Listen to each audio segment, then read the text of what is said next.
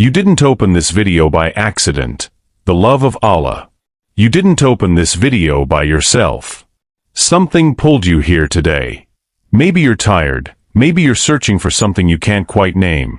And today we're talking about the one love that never fades, never disappoints, and never leaves you, the love of Allah.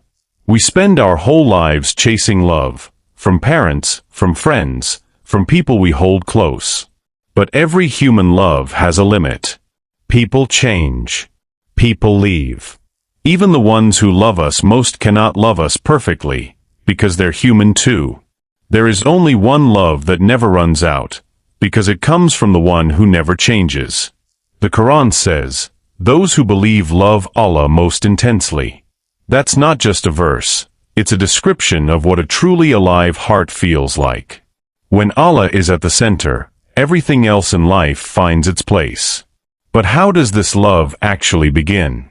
There are 3 steps. The first step is knowledge. When you start to understand who Allah really is, His mercy, His power, His constant care, your heart naturally begins to soften toward Him. Think about it. The one who gives you every breath, every heartbeat, every second chance. Doesn't He deserve to be loved? The second step is gratitude. When you stop and really look at what you have, your eyes, your health, the people around you, something shifts inside.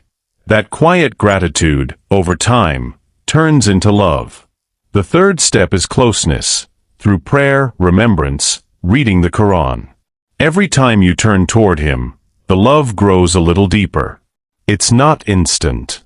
It's built moment by moment. When you truly love someone, you want to please them. You care about their approval. It's the same with Allah. There's a hadith that says, when Allah loves a servant, He calls the angel Jibril and says, "I love this person, so love them too."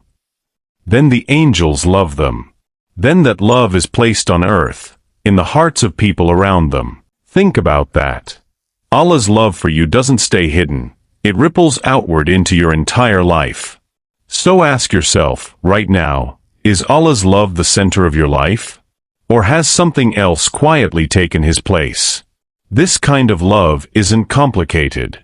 A few minutes of remembrance. A moment of gratitude. Talking to Him the way you'd talk to someone who's never once let you down.